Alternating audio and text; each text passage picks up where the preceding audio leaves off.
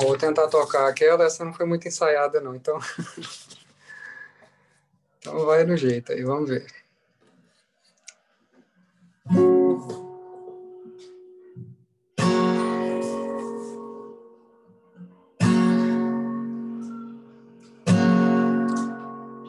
Uma grande noite abate a terra, que se abate.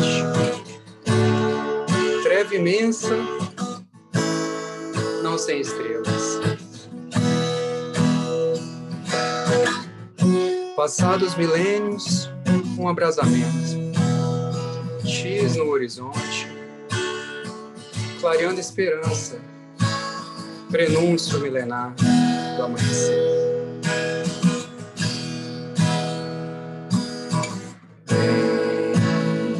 Da aurora, a terra sofreu noites convulsivas, verteu lágrimas angeltentes, majestou-se, majestou-se no parto regenerativo, desse a luz na remissão. Tem da aurora, o lobo pasta junto ao cordeiro. Crianças brincam com a serpente e os anjos andarilham com os homens que volitam no amor da promissão.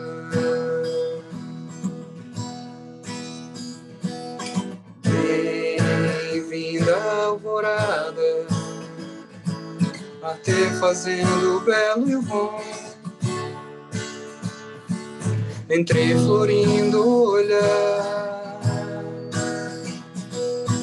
A aliança homem-deus já não é só arco-íris, é comunhão.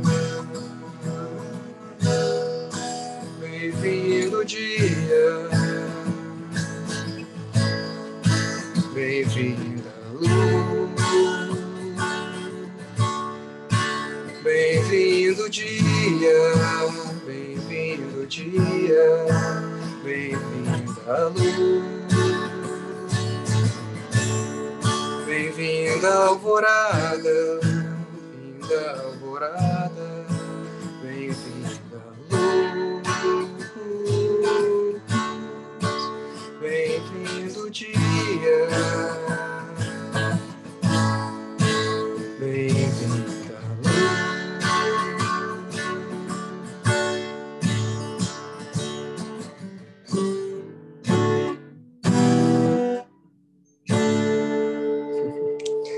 Quase não sai. Vai lá, Glaucon, faltam 3 minutos ainda. Acho que... Eu quero subir o mais alto que eu puder, só pra te ver, olhar para ti e chamar a sua atenção para mim. Eu preciso de ti, Senhor, eu preciso de ti, ó Pai. Sou pequeno demais, a tua paz, há tudo pra te seguir.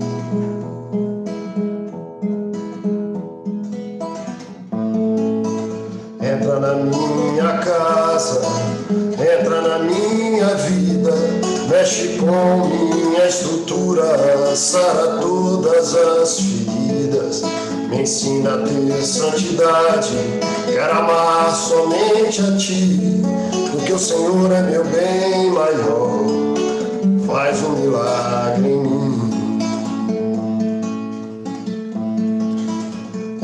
na minha casa, entra na minha vida, mexe com minha estrutura, sara todas as feridas, me ensina a ter santidade, quero amar somente a ti, que o Senhor é meu bem maior, faz um milagre em mim. Faz um milagre aqui.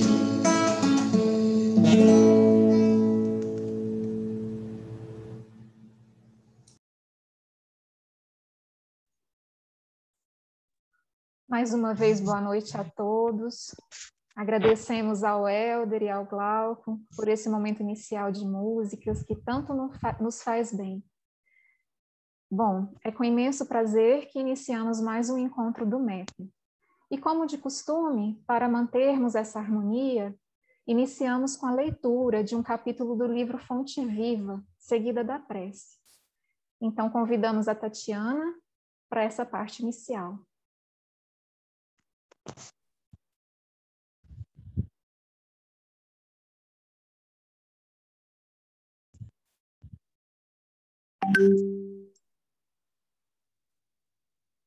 Desculpa, Tatiana, eu não estou te ouvindo. Não sei se sou só eu. Não, o áudio não está saindo, não.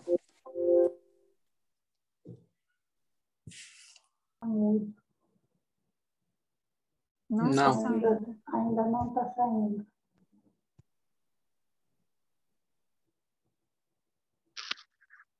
Está desligado o microfone.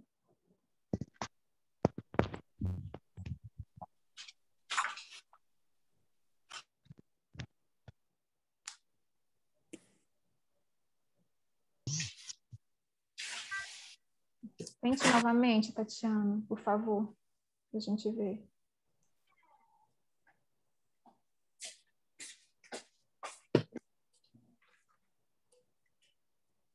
Ela tentou ingressar.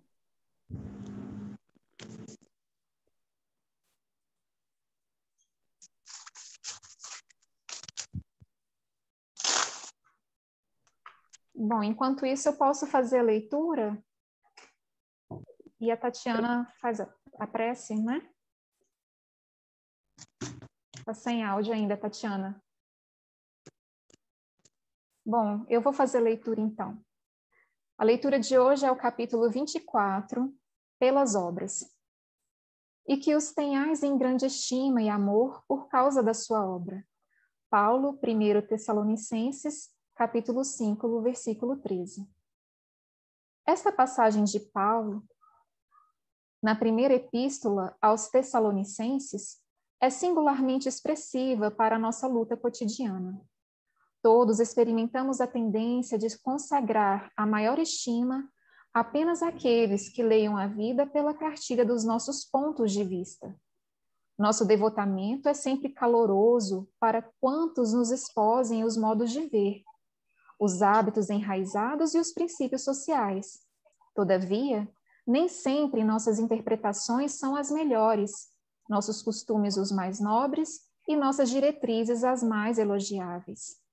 Daí procede o impositivo de desintegração da concha do nosso egoísmo para dedicarmos nossa amizade e respeito aos companheiros, não pela servidão afetiva com que se liguem ao nosso roteiro pessoal, mas pela fidelidade com que se norteiam em favor do bem comum. Se amamos alguém tão só pela beleza física, é provável encontremos amanhã o objeto de nossa afeição a caminho do monturo. Se estimamos em algum amigo apenas a oratória brilhante, é possível esteja ele em aflitiva mudez dentro em breve. Se nos consagramos a determinada criatura só porque nos obedeça cegamente, é provável estejamos provocando a queda de outros nos mesmos erros em que temos incidido tantas vezes. É imprescindível aperfeiçoar nosso modo de ver e de sentir, a fim de avançarmos no rumo da vida superior. Busquemos as criaturas, acima de tudo, pelas obras com que beneficiam o tempo e o espaço em que nos movimentamos, porque um dia compreenderemos que o melhor raramente é aquele que concorda conosco, mas é sempre aquele que concorda com o Senhor, colaborando com Ele na melhoria da vida, dentro e fora de nós.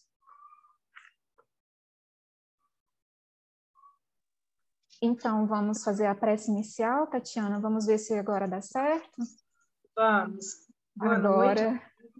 Agora sim. Boa noite a todos. Eu peço a todos que realizem neste momento uma respiração mais profunda e soltem suavemente o ar para entrarmos no clima da prece. Obrigada, Pai, por dar-nos uma vida plena, próspera e abundante. Senhor, a Ti, que és o nosso Criador, de tudo o que somos e do que possuímos.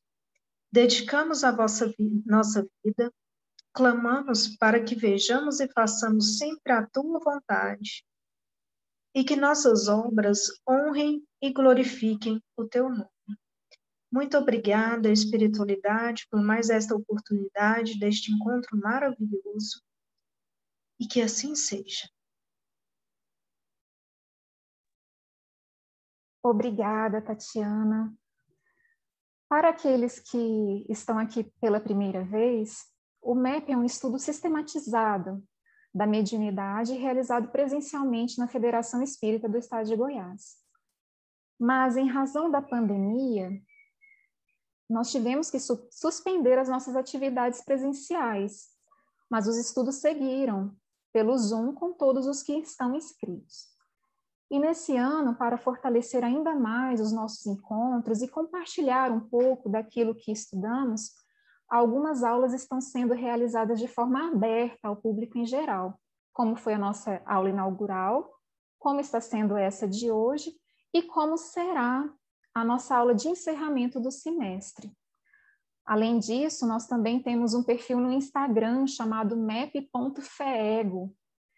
Lá é um canal totalmente voltado para a divulgação da mediunidade, segundo o Espiritismo. Temos um repositório todo baseado nas obras básicas, nas obras complementares. É um acervo seguro para o estudo, o compartilhamento e o conhecimento de temas relacionados à mediunidade. Então, pedimos que, para aqueles ainda que não conhecem o nosso Instagram, que, por favor, comecem a segui-lo para a gente espalhar esse conhecimento tão importante, um conhecimento certo, correto a respeito da mediunidade. E hoje nós temos nosso encontro especial, nosso querido Max, facilitador do curso do MEP na FEB, do qual eu tive a grande honra e oportunidade de fazer parte como aluna, lá nos idos de 2010. O que, de certa forma, trouxe motivação, incentivo para iniciarmos o mesmo trabalho na Federação Espírita do Estado de Goiás, que existe há quase 10 anos. Então, é com uma imensa alegria que temos hoje o Max. O tema é inspiração e intuição. Quem tiver alguma dúvida, pode colocar no nosso chat, que no finalzinho nós vamos ter esse momento de perguntas e respostas. É com você, Max. Seja muito bem-vindo. Muito obrigado a todas e a todos que estamos juntos aqui reunidos para esse trabalho tão importante. E para que nós possamos fazê-lo de maneira mais didática, nós vamos compartilhar uma tela, a fim de que nós possamos melhor aprendermos os conceitos que conosco agora nós travaremos, né?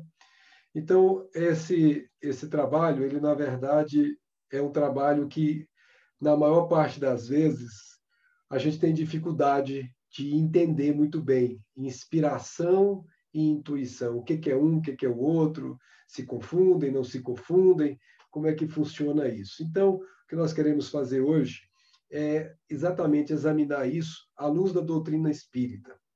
E nós vamos nos ater a duas bases. Uma base inicial da primeira abordagem, que é o Livro dos Espíritos, que irá nos trazer completa luz ao que nós precisamos para nos deixarmos tranquilos quanto às compreensões que o tema requer. Depois, numa segunda abordagem, nós vamos utilizar o Livro dos Médiuns e as obras póstumas como complemento. Então, com isso, nós vamos ter com certeza segurança para dizer o que é um, o que é outro, quando se aplica de maneira bastante lúcida.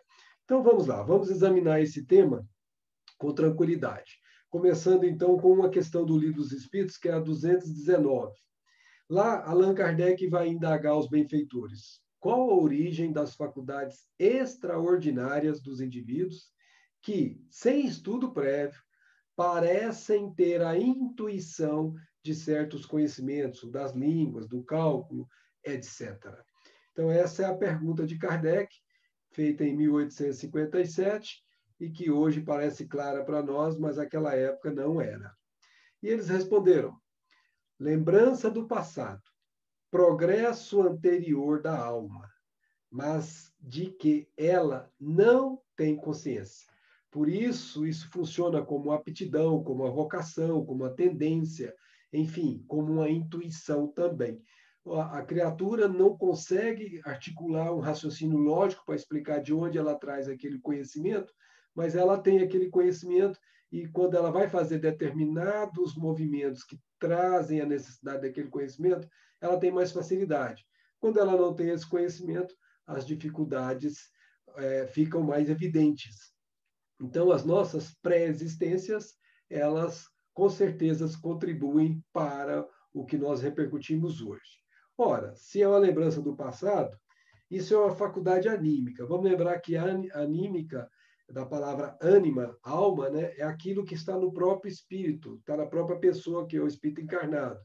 É aquela coisa que é dele, pertence a ele. É a aquisição que ele fez até o presente momento da vida dele, ao longo de todas as encarnações anteriores.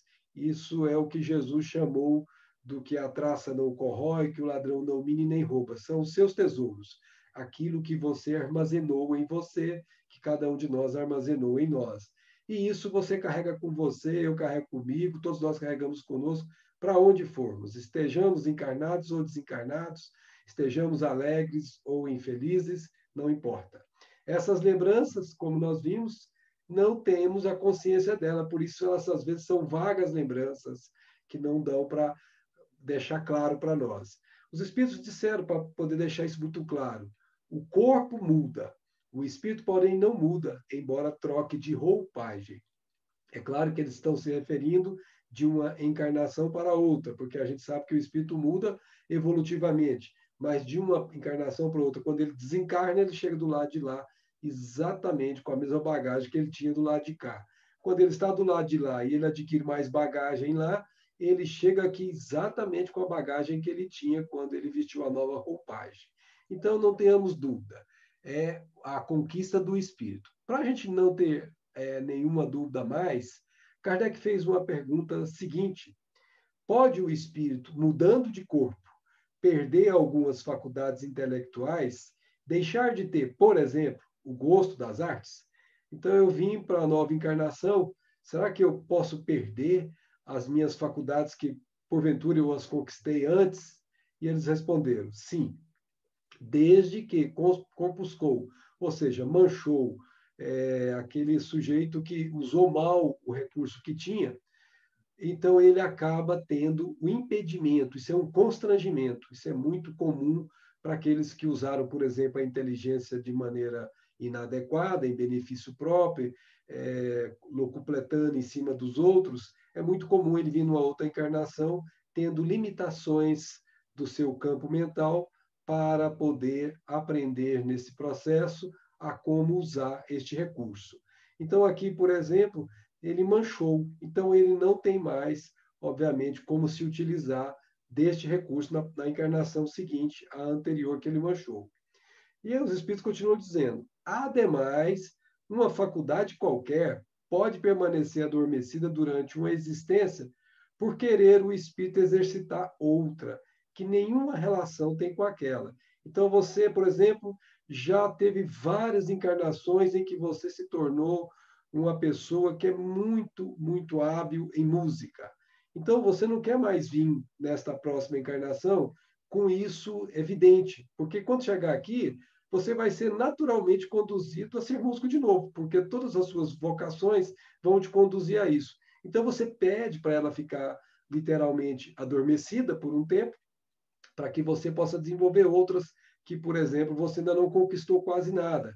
Então, se você é bom em música e não é bom em química, nesta encarnação agora você vai ser forçado por você mesmo a exercitar química e não música. Então, esta faculdade, disseram eles, em estado latente vai permanecer e vai reaparecer mais tarde. Então, é também uma faculdade anímica, não obstante adormecida. Veja, ela está adormecida nesta encarnação, mas ela não deixou de existir. E vamos saber muito claramente que muitas vezes certos espíritos conseguem acionar este extrato psíquico de nós e conseguem acessar estas informações. Vamos ver isso um pouco mais adiante. Mais uma questão.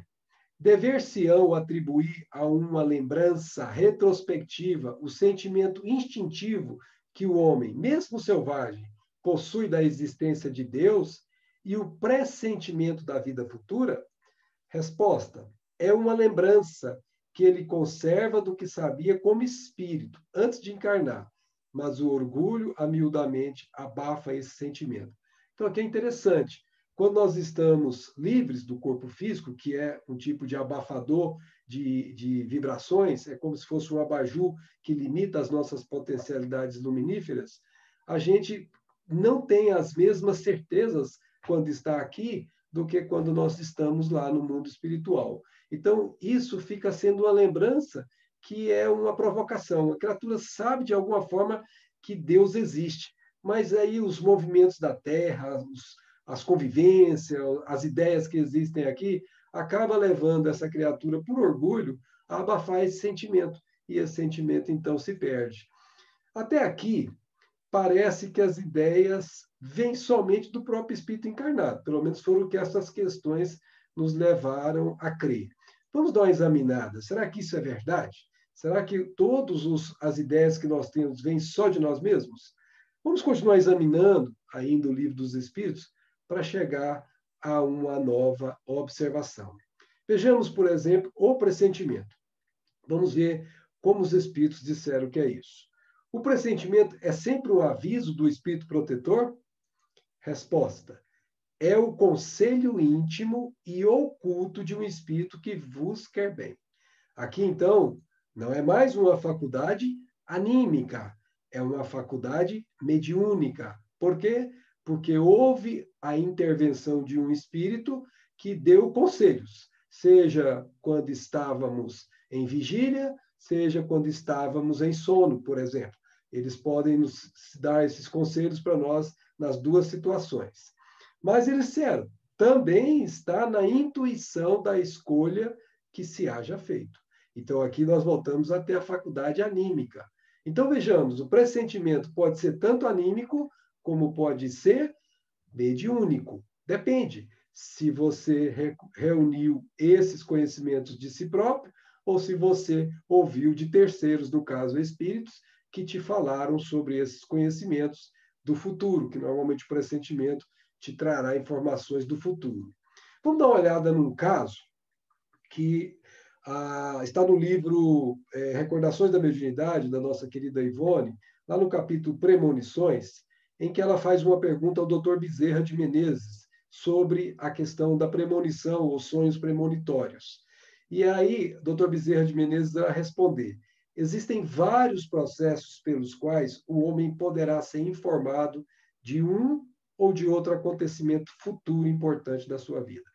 Dr. Bezerra disse vários. Na resposta que ele deu a Ivone, portanto, a nós outros, ele vai tratar dois desses processos. Ele poderia dizer mais, mas ele se limitou a dizer dois desses processos que nós vamos examinar aqui agora.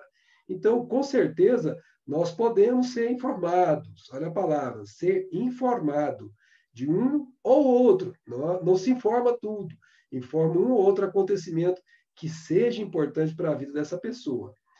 Comumente, se ele faz jus a essa advertência ou lembrete, olha como ele chama isso, advertência ou lembrete, e você precisa ter mérito. Não é qualquer um que tenha a oportunidade de receber essa advertência ou esse lembrete. Se qualquer um de nós fizer jus a isso, é um amigo do além, é um parente, é o seu espírito familiar, ou seu próprio guardião maior, seu guia espiritual, que virá para poder te avisar. Então, aqui, ele está sendo aquele que te avisa. Olha, você vai morrer daqui 2 semanas. Eu não gosto muito desse aviso, não. Mas às vezes eles fazem isso mesmo. Tá certo? Mas não fazem isso para poder deixar você com medo, não. É exatamente o contrário. Para você se preparar com antecedência e se fortalecer para essa passagem que será inevitável.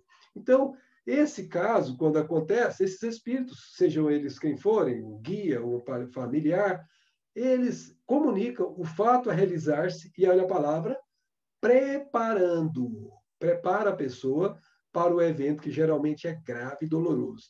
Não vem avisar que você vai ganhar na loteria, que você vai ficar rico, não, viu? Geralmente vem avisar que o negócio vai pegar. Ou seja, são os grandes testemunhos que nós vamos ter que enfrentar, que, aliás, nós mesmos pedimos. Como sabemos disso? Porque, de outras vezes, é o próprio indivíduo que, recordando, olha de novo a palavra recordando os acontecimentos delineados no mundo espiritual, às vésperas da reencarnação, os vê tais como acontecerão. Então, nós sabemos, quando nós estamos do lado de lá, nós fazemos o planejamento reencarnatório. E esses acontecimentos importantes, fundamentais, eles estão planificados. E eles irão acontecer segundo a planificação que se estabeleceu lá. Então, na hora que chegar esse movimento que irá acontecer, nós vamos ter, às vezes, aquela intuição forte, aquela lembrança, olha a palavra, intuição, daquilo que está por acontecer. Não vamos conseguir entender de onde estamos tirando isso, como é que está vindo, mas não vai ter como negar que isso está vindo. Então, aqui nós temos uma faculdade anímica, não tem ninguém nos avisando, não tem ninguém dizendo que vai acontecer algo comigo, mas de mim mesmo está como se estivesse pulsando alguma coisa que foi muito marcante no meu planejamento reencarnatório e que agora irá acontecer. Vejamos que o planejamento reencarnatório parece passado, né? Porque eu planejei, mas na verdade ele já era futuro, porque agora ele está acontecendo nesse presente. Então vejamos mais casos para a gente não ter qualquer dúvida sobre esse assunto. Kardec, na questão 471, fez a pergunta: quando experimentamos uma sensação de angústia, de ansiedade indefinível ou de íntima insatisfação, sem que lhe conheçamos a causa, devemos atribuí-la unicamente a uma disposição física? Nós podemos acrescentar aqui, quando a gente está concentrado em alguma coisa e dá vontade de fazer uma assim do nada, uma coisa que estava completamente fora do nosso, vamos dizer assim, da nossa operação daquele momento, também se encaixa aqui. E então, angústia, ansiedade indefinível ou íntima satisfação, Kardec colocou para chamar, mas pode ser qualquer movimento que nos tire de uma situação que convencionalmente deveríamos estar. E eles responderam: é quase sempre efeito das comunicações em que, inconscientemente, veja só a palavra, inconscientemente, entrais com os espíritos, ou da que com elas tiveste durante o sono. Então, você pode ter recebido essa mensagem enquanto estava em vigília, você está acordado, e vem essa sensação que você recebe, e essa sensação parece para você de maneira não articulada, você não consegue explicar. Tem alguma coisa acontecendo, gente. Não sei se alguma ligou alguma coisa. Deixa eu voltar aqui e compartilhar, que eu não sei o que foi que aconteceu. Vou voltar, tá? Só um momentinho, porque houve aqui algum problema que eu não entendi. Nunca aconteceu isso. Só um momentinho. Eu já volto. Vamos lá.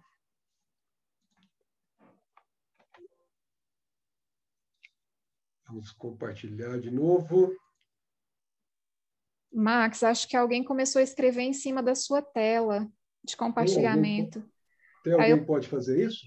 Eu não sei porque isso aconteceu também, mas eu peço que, por gentileza, pessoal, vamos evitar, por favor. Um pouquinho. Tá quase bem. sempre efeito das comunicações em que inconscientemente entrais com os espíritos, seja quando você está em vigília, seja quando você está no sono. Portanto, isso é uma faculdade mediúnica, você travou o contato com uma entidade oculta, que você não vê, mas que existe, né? Para que a gente não tenha dúvida disso, vamos ter um estudo de caso, que é a vontade súbita de fazer algo que não estava planejado. Está lá no livro Ação e Reação, no capítulo 10, que se chama Entendimento.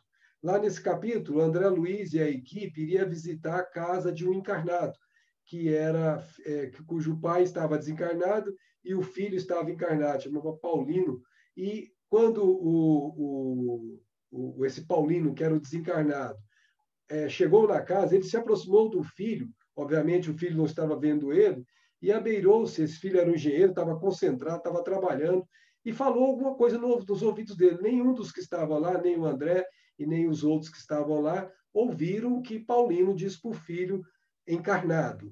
E aí o filho simplesmente estava concentradíssimo no trabalho, ele simplesmente, longe de assinalar a presença dos espíritos que estavam lá, como se estivesse constrangido por si mesmo a ouvir música, o cavalheiro interrompeu a leitura, dirigiu-se à eletrola e consultou pequena discoteca da qual retirou a pastoral de Beethoven. Então, vejamos, ele não estava planejando ouvir música. Aí, quando o pai dele, em espírito, pediu para ele ouvir música, ele não conseguiu articular isso em palavras, ele não conseguiu perceber isso com a presença de ninguém, mas ele sentiu como se estivesse constrangido, forçado por si mesmo a ouvir música, mas ele não estava querendo ouvir música. Ele passou a querer ouvir música porque alguém suscitou isso nele. Então, aqui, claramente, nós temos a faculdade mediúnica de uma pessoa em vigília. Vamos ver mais casos, para a gente chegar a conclusões bem claras. Durante o sono, ou quando nos achamos apenas ligeiramente adormecidos, aquele estado que a gente chama de bodorra, acodem-nos ideias que nos parecem excelentes e que se nos apagam na memória, apesar dos esforços que façamos para retê-las. De onde vêm essas ideias? Isso acontece muito com a gente, né? A gente está começando a acordar, teve o sonho, que aquelas ideias ainda estão meio flash, mas daqui a pouco elas começam a sumir como se fosse um passe de mágica. Kardec está perguntando, de onde é que vem essas ideias? Provém da liberdade do espírito, que se emancipa e que, emancipado, goza de suas faculdades com maior amplitude. Como falamos agora há pouco, o corpo é um abafador de vibrações. Quando a gente deixa o corpo, mesmo ligado aí pelo cordão fluídico, a gente perde um pouco desse impacto da massa que é o corpo, a massa que eu digo em matéria densa, e aí você passa a ter o que nós chamamos mais liberdade. E quando você fala em mais liberdade, o seu potencial que está em seu psiquismo torna-se mais acessível e as suas faculdades anímicas podem se tornar mais evidentes, mais proeminentes. Mas, disseram os espíritos a Kardec, são frequentemente conselhos também que os outros espíritos dão. Então, isso, obviamente, é faculdade mediúnica. Mas atenção, na sutilidade, a resposta da pergunta que Kardec fará em seguida é a letra A. Para, de que servem essas ideias e esses conselhos, ou seja, as ideias vindo do próprio espírito e os conselhos vindo do espírito que com ele travou o contato? De que adiantam elas, seja de um ou de outro? Que, desde que, por esquecê-los, não os podemos aproveitar? Para que serve isso? Eles responderam. Na ocasião oportuna, voltar-lhe-ão como inspiração de momento. Aí eu pergunto para que a gente comece a pensar. Aqui que está a sutilidade. Faculdade mediúnica ou anímica? Porque está dizendo que voltará como inspiração. Mas voltará como inspiração. O que voltará como inspiração? As ideias que vieram da faculdade do encarnado ou as ideias que vieram do conselho dos espíritos? Ou a mescla delas? Qual será? Os espíritos não distinguiram isso nessa pergunta e não dá para saber. Precisamos continuar examinando para poder ter certeza. E para continuar examinando, nós vamos fazer uma pergunta nova agora. Já sabemos que tem uma faculdade bem marcada que é anímica e uma faculdade bem marcada que é mediúnica. Se eu estou travando contato com alguém, eu estou pondo em evidência a faculdade mediúnica. Se eu estou extraindo as ideias de mim próprio, eu estou pondo em evidência a faculdade anímica. Ora, e se as ideias próprias do encarnado, será que elas podem se misturar com a dos espíritos? Vamos ver? Olha a questão 462. É sempre de dentro de si que os homens inteligentes e de gênio tiram suas ideias? Resposta. Algumas vezes, as ideias lhes vêm do seu próprio espírito. Então, faculdade anímica, sem dúvida. De outras, muitas, então quer dizer que o contato parece ser maior, inclusive, do que o do próprio espírito. De outras, muitas, lhes são sugeridas por espíritos. Então, aqui, faculdade mediúnica. Mas eu deixei reticências aqui e separei essa resposta na próxima página, porque é aí que está a sutileza. que os julgam capazes de compreendê-las e dignos de vulgarizá-las, ou seja, de torná-las conhecidas por todos. Ora, se ele julga capaz, é porque ele conhece a bagagem que o espírito com o qual ele está travando contato, o espírito encarnado, que ele tem recursos nele, ele tem conhecimentos, ele tem moral, enfim, ele tem o que necessita para compreender o que o espírito está explicando. Portanto, essa faculdade mediúnica está mesclada com a anímica, porque ele está conseguindo falar para o espírito, mas utilizando recursos que o próprio espírito já tem em si. Quando eu digo o espírito encarnado, mas em sonho, né, e durante a noite. Então, obviamente, aqui não é mais uma faculdade mediúnica pura, ela tem um envolvimento. Essa aqui não é tão clara. Vamos ver essa outra aqui que fica mais nítida ainda. Pode, alguma vez, o general ser guiado por uma espécie de dupla vista ou por uma visão intuitiva que lhe mostre de antemão o resultado dos seus planos? É a resposta.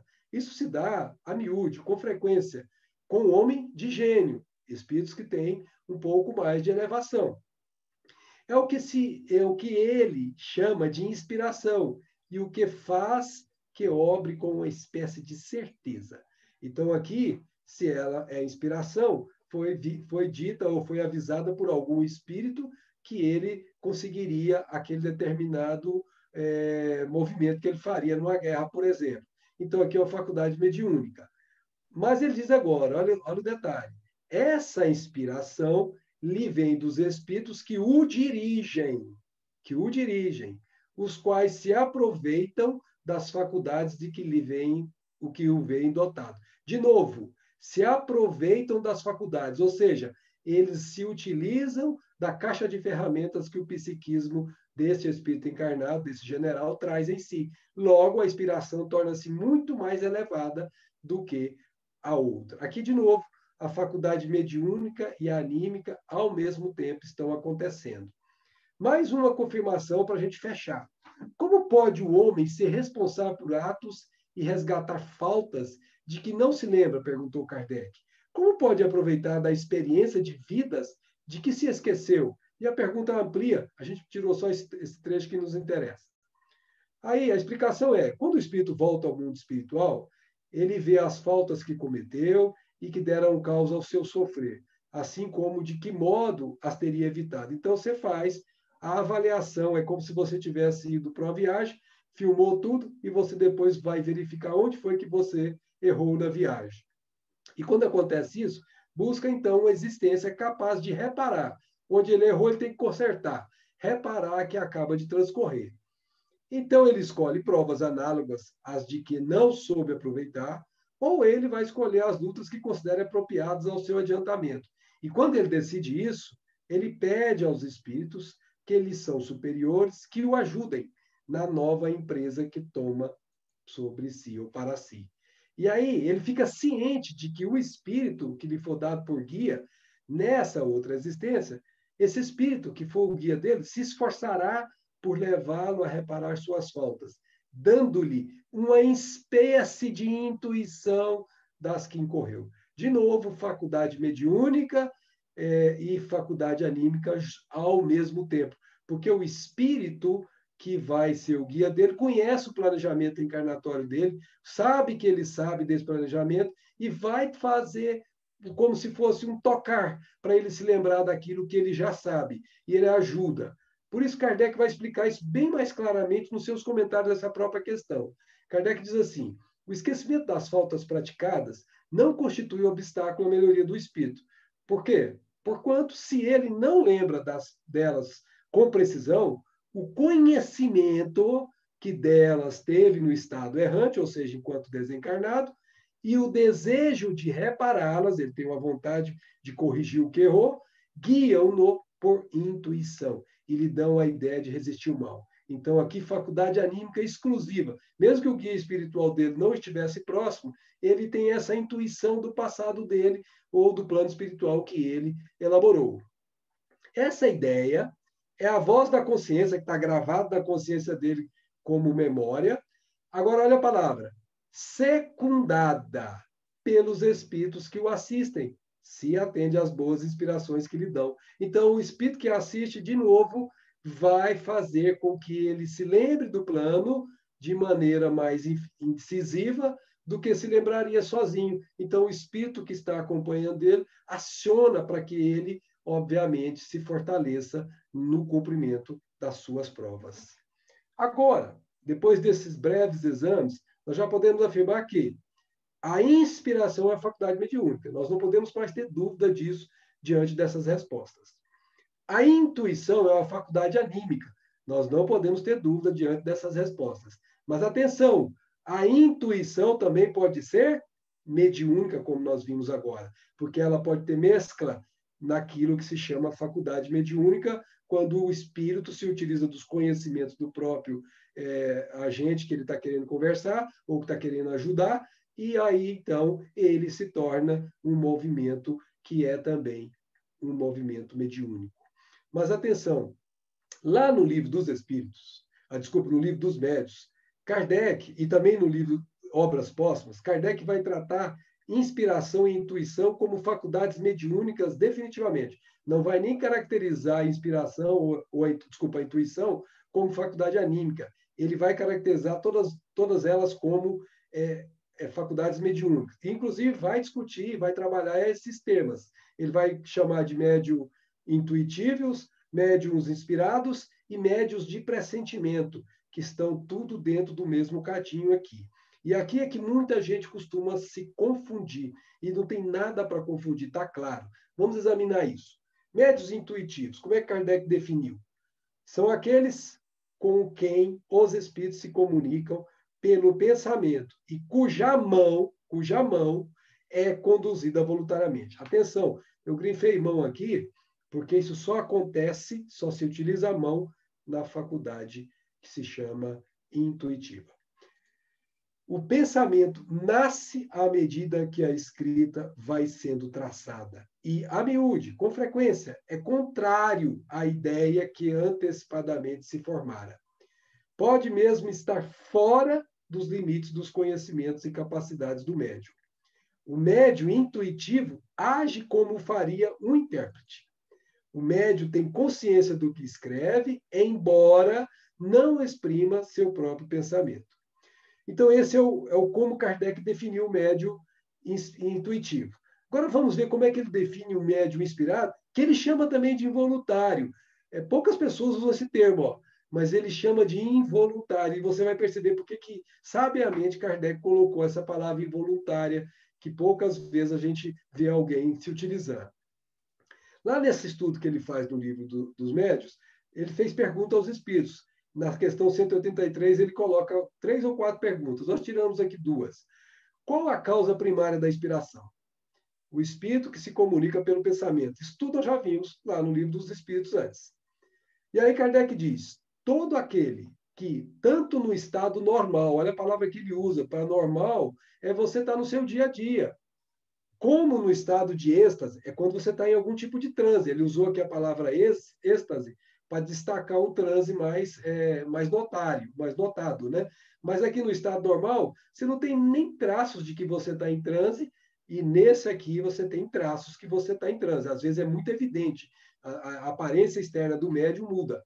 Aqui ele está dizendo que todo aquele que, qualquer um dos 2 estados, recebe pelo pensamento comunicações estranhas às suas ideias pré-concebidas, pode ser incluído na categoria dos médios inspirados. Se você analisar friamente, você fala assim, mas isso aqui é igual intuitiva, não tem muita diferença, não. A primeira diferença que você viu é que ele não falou nada de mão, não falou nada de escrever. É a primeira coisa. Comunicações estranhas das suas ideias preconcebidas, a gente também viu aqui agora há pouco. Ó. Ele falou que ele poderia exprimir, aqui atrás ele falou, quer ver? Ó? Ele poderia escrever coisas que não estão nem acima da capacidade dele, mas não falou que é contrária à capacidade dele. Aqui ele deixa claro que estão estranhas às suas ideias preconcebidas. Lá estão acima, podem estar acima das ideias dele, mas não são estranhas, não foi isso que ele disse lá. Aqui, ele também fala que existe uma prova da existência da mediunidade de inspiração. Ele diz que a prova de que a ideia que sobrevém é estranha à pessoa de quem se trate está em quê? Se tal ideia lhe existira na mente, essa pessoa seria senhora de, a qualquer momento, utilizá-la. E não haveria razão para que ela se não manifestasse à vontade. Ora, se você tem lá na sua caixinha de ferramenta a ferramenta A que você precisa, basta você lançar a mão dela. Mas se na sua caixinha de ferramenta não tem essa ferramenta, você pode procurar que você não vai achar. Então, essa ideia, que é a ferramenta que nós estamos fazendo aqui, o paralelo, ela não está em você, ela tem que ter vindo de fora. Aquele que possui ideias próprias tem sempre à disposição. Está lá em você, basta ir lá e pegar. Não é o que acontece aqui. Veja que lá na intuição, Kardec não falou nada disso, porque quando o espírito estiver fazendo a sua aplicação da mediunidade de intuição, parte daquilo que está na caixinha de ferramenta vai participar. E continua ele. Se elas não lhe vêm quando quer, é que está obrigado a buscá-las em algum lugar, que não no seu íntimo. Portanto, tem que vir de fora. Essa é a palavra. A mediunidade de inspiração, continua Kardec dizendo, é uma variedade da intuitiva. Aí então vem a pergunta, peraí, doutor Kardec, então como é que eu faço para diferenciar uma da outra? Já tive aqui uma vaga ideia, mas esse negócio não está claro para mim, não. Como é que eu faço para poder fazer isso? E aí vamos ver como é que a gente identifica isso. Olha, tem duas particularidades que você nota que são diferentes. A intensidade da força mediúnica, nós já comentamos, e a necessidade do registro, nós já comentamos. Olha, a intervenção de uma força oculta, ou seja, de um espírito, na mediunidade de inspiração, ela é menos sensível.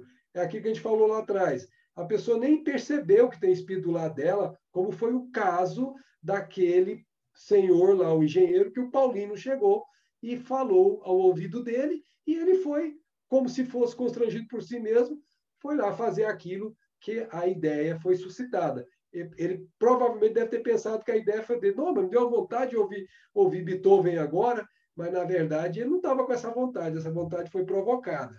Agora, atenção, veja só como é sutil esse negócio. Pegando o caso do Paulino que nós vimos agora atrás, se você analisar, se o Paulino não gostasse de Beethoven, se ele não gostasse de música clássica, muito provavelmente o pai dele não teria sucesso, porque ele iria resistir intimamente àquela ideia. Não, eu não gosto disso, por que eu vou fazer isso?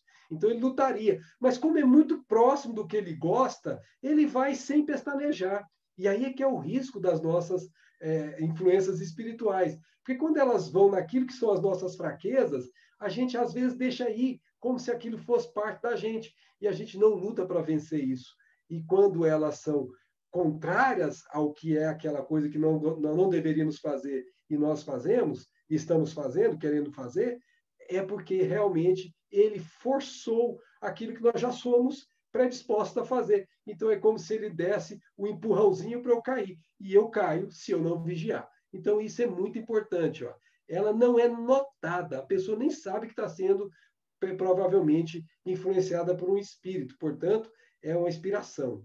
Por isso que, ao inspirado, ainda é mais difícil distinguir o pensamento próprio do que lhe é sugerido. Mais difícil do quê? Mais difícil do que o intuitivo. A espontaneidade é o que, sobretudo, caracteriza o pensamento deste último. Como foi que nós chamamos a mediunidade de inspiração? Ela é uma mediunidade espontânea. Ela é uma mediunidade que vem naturalmente. Se a gente olhar como Kardec chamou aqui no início, está claro aqui, ó, involuntário. Por quê? Porque ela é espontânea, você não consegue prever ou antecipar, ela vai chegar e você irá, com certeza, ser afetado por ela. Nos médiuns inspirados, muito menos sinais aparentes, reforça Kardec, aqui lá em Obras Póstumas, são de que nos outros sinais exteriores da mediunidade. Então, você não nota que a pessoa tem a influência espiritual do lado dela, como você notaria no caso de uma mediunidade de intuição. Eu posso falar por mim, quando eu estou escrevendo por intuição, o meu estado emocional afeta. Quando eu estou sendo inspirado, eu nem noto, às vezes, a não ser pelas características do que estão chegando na minha mente. Os traços da mediunidade de inspiração são, via de regra, menos evidentes, reforça Kardec ainda. Médiuns inspirados não precisam escrever. Então, como nós falamos, Kardec reforça isso lá na questão 191 do capítulo 16 do Livro dos Médiuns. Ao passo que o médium intuitivo escreve o pensamento que lhe é sugerido instantaneamente sobre um assunto determinado. Então, que foram duas características bem claras. Ele tem uma intensidade menor do transe, ou quase imperceptível, no inspirado, e uma intensidade maior no intuitivo. No intuitivo, ele necessita escrever o que pensa, o que está recebendo pelo pensamento. No inspirado, não necessita escrever. Mas ainda tem uma outra característica que dá para você separar um do outro. A consciência da intervenção espiritual. Na mediunidade de inspiração, os pensamentos são sugeridos pelos espíritos à revelia do medianeiro. O que significa isso? Ele não está se dando conta de que está recebendo esse pensamento. No intuitivo, ele está se dando conta de que está recebendo o pensamento. Pode não saber quem é que está mandando, mas ele está se dando conta. Ele é mais intensa e, por isso, ele consegue perceber. Outra característica que dá para você diferenciar. Natureza e circunstâncias dos pensamentos sugeridos. Olha, essa aqui tem uma outra pergunta que Kardec fez. A revelação das grandes coisas não é que constitui o objeto único da inspiração? Não. A inspiração se verifica muitas vezes com relação às mais comuns circunstâncias da vida. E ele dá um exemplo, por exemplo, você está querendo fazer uma coisa e o espírito seu guia diz que vê que aquela coisa não é boa para você e e sugere que você mude aquilo que você estava desejando fazer. Isso é coisa do dia a dia da sua vida. Tem muitas informações que Kardec passa para deixar isso bem claro. Olha, a mediunidade de inspiração se aplica em todas as circunstâncias da vida, às resoluções que devemos tomar. Então, ela não está restrita a uma reunião mediúnica ou um lugar onde eu estou sentado escrevendo. Qualquer lugar onde eu estiver. Na mediunidade de inspiração, os pensamentos são sugeridos pelos espíritos, seja com relação aos atos comuns da vida, seja os que dizem respeito aos grandes trabalhos da inteligência. Como a pergunta que Kardec fez. Então, só está nos grandes trabalhos? Não. Estão também nos atos comuns. Então, varia de um para o outro. Você não precisa ficar limitado a um ao outro. Se for, por exemplo, um artista, é um grande trabalho. Se for uma pessoa inteligente, é um grande trabalho. Na mediunidade de inspiração, é toda intelectual e moral. A ação que os espíritos exercem sobre eles e se revela nas menores circunstâncias da vida, como nas maiores concepções. Reforço o que ele disse antes. Em síntese, a inspiração se estende por um campo mais vasto e geralmente vem em auxílio das capacidades e das preocupações do espírito encarnado. Ao passo que a mediunidade intuitiva se restringe quase sempre, as palavras de Allan Kardec, quase sempre a questões da atualidade e pode aplicar-se ao que esteja fora das capacidades intelectuais do médium. Por intuição, pode este último tratar de um assunto que lhe seja completamente estranho.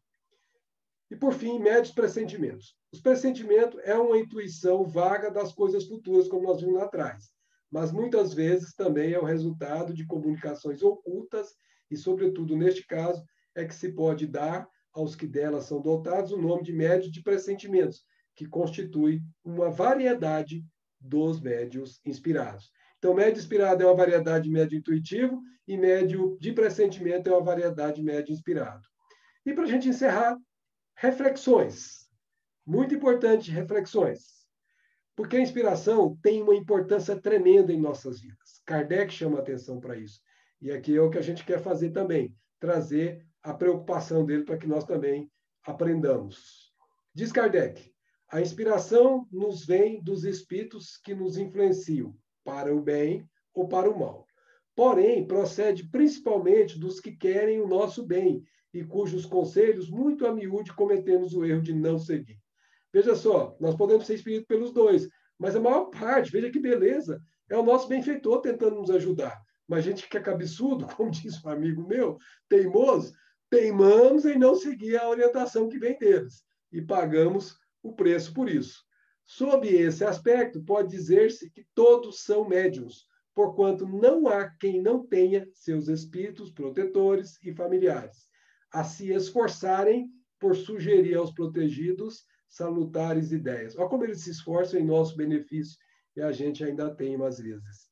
Se todos estivessem bem compenetrados desta verdade, ninguém deixaria de recorrer com frequência à inspiração do seu anjo de guarda, nos momentos em que se não sabe o que dizer ou o que fazer. E agora, o que fazer? Não sei. Peça ajuda. Eles não só negam ajuda. Que cada um, pois, invoque, chame, com fervor e confiança em caso de necessidade, e muito frequentemente se admirará das ideias que lhe surgem como por encanto, quer se trate de uma resolução a tomar, quer de alguma coisa a compor. Se nenhuma ideia surge, é que é preciso esperar. Pode ser uma prova que você tem que atravessar sozinho. Então, não adianta, você vai ter que se virar. É preciso esperar. Então, gente, para encerrar, lembremos do que nos disse Jesus. Vigiai e orai, para que não entremos em tentação com o que não nos convém. É isso, gente. É um aproximadozinho rápido, só para a gente ter uma ideia do que esse tema é e do quanto ele é importante na vida das nossas, como diz o outro, criaturas que convivem conosco e de nós mesmos. Está contigo, Marlena. Obrigada, Max. É interessante que era um tema que trazia tanta dúvida, e eu pensava assim, nossa, eu vou perguntar isso. Mas aí, logo em seguida, você respondia. E eu acho que todo mundo teve essa sensação, porque ninguém fez pergunta no chat. Então, foi muito bacana. Pois é, aí, preocupante, Max.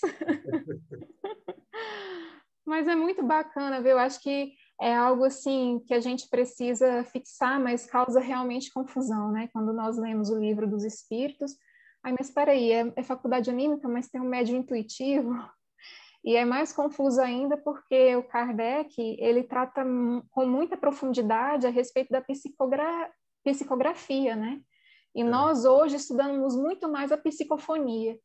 Aí eu fico pensando assim, todas as vezes, igual você falou, o médium intuitivo, ele usa a mão. Ele precisa usar a mão.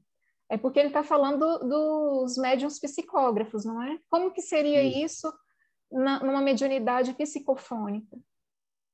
Então, na mediunidade psicofônica, ele teria que usar a glote, né? Não é perceptível você falar isso. Mas o médium, ele, quando está recebendo, ele vai ter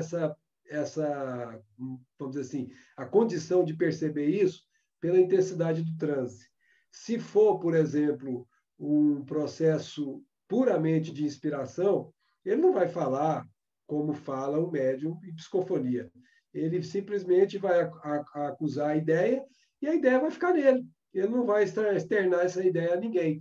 Mas se for a mediunidade de intuição, ele vai ter um papel de interpretar a ideia. Lembra que o médium intuitivo é um intérprete do espírito. Então, ele terá que deixar essa ideia passada. Então, ele não vai escrever, mas vai falar assim, Marlena, anota aí que acabou de chegar.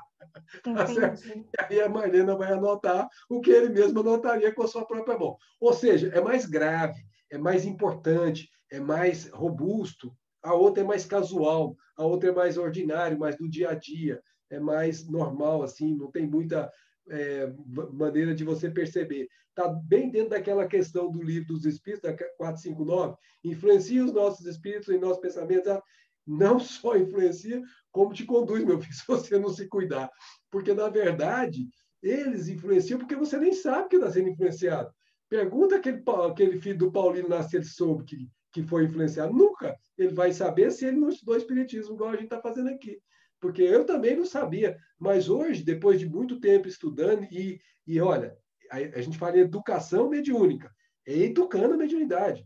Quando você começa a receber pensamentos, e esses pensamentos você vê que não estão dentro da sua ordem direta de pensar, você vai começar a desconfiar, tá certo? Por isso que Jesus, antes de falar vigiar e orar, ele fala, antes do vigiar, ele fala para você observar, examinar, né? Você tem que ficar atento para que você perceba se aquilo que está vindo para você é bom ou é ruim, né? Então, na verdade, se você vê que é bom, você acolhe, mesmo que a ideia não seja sua. Se você vê que é ruim, você fala, sai de retro, Satanás. Brincadeira, gente. E, Max, numa reunião mediúnica, um médium intuitivo, quando ele recebe a intuição, seria algo característico naquele medianeiro que fala assim, eu ouvi aqui na minha cabeça, me disseram, parece que eu escutei alguém falando para mim, seria isso? É um transe muito leve? Na verdade, eu me considero, não me considero, eu já me caracterizei claramente como médium intuitivo. Então, quando eu estou escrevendo, por exemplo, eu preciso de recolhimento. Eu não consigo ter a clareza completa do que eu vou escrever. Mas, por exemplo, eu tinha que escrever um determinado material para uma pessoa que está num presídio. É uma pessoa que nós cuidamos dela desde a época que ela estava no orfanato e hoje, infelizmente, ela está no presídio. Então, a gente continua cuidando dela, mandando cartas. E essas cartas que a gente manda para ela, para essa pessoa, são todas escritas por inspiração, aliás, por intuição. Então, quando eu estou escrevendo, primeiro, a minha mão dói, que dói muito, porque é muita folha de papel que eu vou escrevendo e as ideias vão vindo e eu vou escrevendo, vão vindo e eu vou escrevendo. E depois que termino de escrever, ainda corrijo alguma coisa e eu sei que a correção não está sendo feita sozinha. Mas tem dias que eles me falam um título. Aí eu falo assim, o que será esse título? Que título do quê? Eu não sei o que é, mas o título já me foi dito antes, por exemplo, na parte da manhã e eu vou escrever à noite.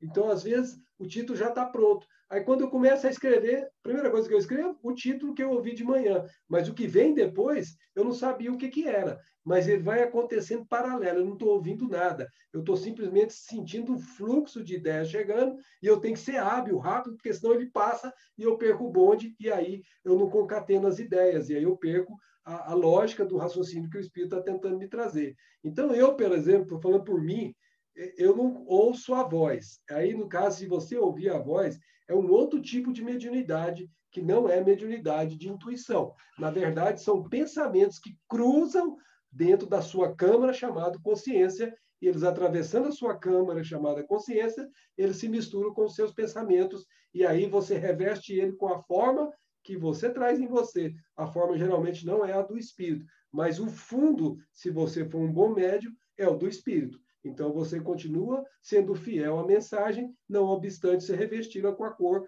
que você habitualmente faz. Bacana. E essa mediunidade seria o quê? A auditiva? Mesmo que não seja uma voz externa, não foi uma voz sentida pelos ouvidos, né? Pelos órgãos da audição, mas dentro da mente. Eu estava contando esses dias. Kardec tem mais de 60 classificações de tipos de médium. Eu vou ficar te devendo essa porque eu não consigo me lembrar agora qual que é o nome dela. Mas lá no livro dos médios tem um capítulo que ele coloca tudo quanto é médium que você imaginar, até médium motor ele chama, médium não voluntário, médium que não queria fazer, mais ou menos assim. Tem umas coisas assim que nunca vai pegar, você vai ver que ninguém fala isso. Mas ele caracterizou didaticamente as várias possibilidades. Você vai analisar, na verdade, são traços de um ou de outro, entendeu? Então, eu vou ficar te devendo que eu não me recordo agora qual que é o nome dela, tá certo? Mas tem uma mediunidade para esse fim, sim, com certeza tem. E a voz pode ser ouvida como a pessoa que está falando, ou a voz pode ser aquela voz, como se diz, na acústica da sua alma. Você está ouvindo a voz, você sabe que aquela voz não é sua, mas ela não é como se uma pessoa estivesse falando para você. Entendeu? Então, tem esses dois tipos também de veiculação dessa voz. Eu acho que a pior, é que levou muita gente para manicômio, é essa que ele ouve como se tivesse alguém falando.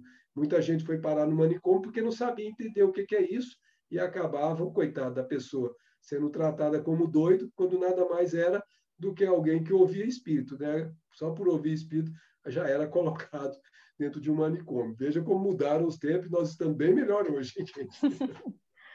Marcos, a Tatiana está perguntando sobre os sonhos que têm avisos.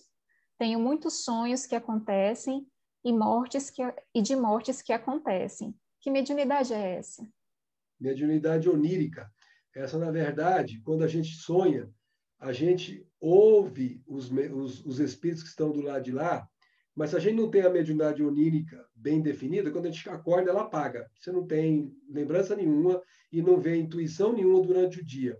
Ou seja, tudo aquilo foi grafado no cérebro, que se chama cérebro perispiritual. Então, a mensagem chega no cérebro perispiritual e não desce para o orgânico. Ao contrário, acontece. Por exemplo, o que eu estou assimilando agora, passa pelo meu cérebro orgânico, vai pelo meu cordão fluídico para o cérebro espiritual. Então, tudo que eu recebo quando eu estou encarnado, eu armazeno no cérebro espiritual. Mas eu não faço o oposto. Quando eu estou desdobrado, as mensagens que chegam pelo cérebro espiritual não passam para o meu cérebro orgânico, a não ser que eles queiram. E quando eles querem, eles imprimem uma determinada força magnética e grava aquilo que você precisa saber. Mas há médiums que têm essa potencialidade mais natural. Ele consegue se lembrar desses sonhos, não necessariamente nítidos. Veja o sonho de José lá naquela Bíblia, quantos sonhos tem ali que precisaram ser decodificados, explicados, eles têm uma possibilidade de melhorar essa lembrança. Mas o que o Dr. Bezerra explicou naquela passagem que a gente colocou alguns trechos, é que se você precisar saber disso, isso vai ser passado para você, para que você guarde esta lembrança nesse dia. E se você não conseguir guardar, eles vão se utilizar de outras pessoas para poder falar para você. Eu vou contar para você rapidamente o que aconteceu quando o meu filho do meio desencarnou com 5 anos de idade. Quando nós estávamos indo enterrar ele, uma amiga nossa que há muito tempo nós não víamos e nunca ligava para nós, ligou e dizendo, nossa, eu sonhei demais com você, falou com minha esposa, né? E com o seu filho, nossa, mas foi um sonho tão nítido. Por que será, né? Aí minha esposa falou para ele faleceu. Ela quase caiu do lado de lá, né, coitada, porque ela nunca esperava isso. E aí a gente estava indo enterrar o nosso filho e ela tinha notícias de que o nosso filho e ela tinham estado juntos com a minha esposa. Então, esses movimentos, eles são preparatórios. Por exemplo, na véspera da desencarnação dele, foi todo diferente o jeito dele, foi todo diferente as nossas relações. Por quê? Porque tinha um preparo para nos fortalecer. 3 dias depois eu estava trabalhando no espiritismo, porque eu sabia que era um fato normal, já tive contato com meu filho diversas vezes depois disso, e sei que é natural. Então não tenho aquele negócio, saudades naturais, mas qualquer revolta, sentimento de não aceitação, em hipótese alguma, por causa disso que nós sabemos. Então esses pressentimentos ou esses sonhos premonitórios, eles são produzidos para que a gente utilize bem. Agora, cuidado, quando você vai passar isso para uma pessoa que não tem esse preparo, aí ao invés de desencarnar o filho, desencarna o filho e a pessoa, porque você vai falar para ela a morte do coração. Então você tem que tomar cuidado, você não pode sair falando para qualquer um, você tem que ver se a pessoa está preparada para poder receber aquela informação que você recebeu. Muitas vezes é melhor silenciar, porque a pessoa não estará capacitada para assimilar aquilo e aquilo se tornar benefício para ela, pode se tornar um problema. Então, muita atenção quando você tem esse tipo de sonho com frequência. Tem que filtrar, tem que saber fazer aquilo que se chama seletividade. É isso. Muito obrigada, Max. Estamos caminhando para o encerramento, nosso horário já deu. E eu quero muito agradecer por todo o conhecimento que você trouxe para nós, por ter esclarecido tantas dúvidas que carregamos, né, conosco nesse estudo da mediunidade. É algo simples, mas muitas vezes a gente complica, né, por conta acho que questões nossas mesmo, né, porque nós precisamos ainda, igual você falou, a educação mediúnica é um processo que se estende aí ao longo da vida, encarnações, e assim seguimos, né? Muitíssimo obrigado, que Deus te abençoe e espero em breve contar com a sua presença novamente, se Deus quiser. Se Deus quiser. Muito obrigado a todas e a todos e até uma outra oportunidade. Obrigada. Tchau. Marina, você encerra para nós, por gentileza? Boa noite a todos. A gente gostaria de agradecer aos nossos participantes convidados. Conforme dito no início, a última aula do semestre será novamente uma aula especial, então a gente conta com a presença de todos. Para os inscritos nas turmas 5 e 6 do MEP, nós nos reencontraremos na próxima segunda. E aí eu convido agora o nosso colega Carlos, que fará a prece final para nós. Boa noite. Queria agradecer pela excelente exposição do nosso irmão Max. Foi realmente esplendorosa. Muito obrigado, gratidão, Max. Queria aproveitar também para pedir para, nesse momento, a todos os amigos, os companheiros que estão se harmonizar para a nossa oração final. Agradecer primeiro pela vida, pelos momentos de aprendizado que estamos tendo. Agradecer pela saúde, agradecer pelos nossos familiares, nossos colegas, nossos amigos, nossos filhos, netos. Agradecer também aos nossos inimigos, que tanto aprendemos com eles. Agradecer a todos que estão presentes. E pedir ao nosso Pai Celestial que nos abençoe ao nosso planeta, ao nosso país, à nossa cidade, aos nossos bairros, aos nossos lares, principalmente, derramando sobre todos nós suas bênçãos. Que esse dia de hoje seja abençoado, o início dessa semana também seja abençoado, para que possamos ter uma semana vindoura de paz e alegria. Queremos agradecer a presença de todos, paz no coração, que assim seja. Amém. Obrigada, Carlos. Obrigada, Max. Uma boa noite a todos e até a próxima semana aos que conosco continuam. Tchau, pessoal. Beijo. Tchau. Beijo. Obrigada, pessoal. Tchau. Tchau, gente. Obrigada pela oportunidade.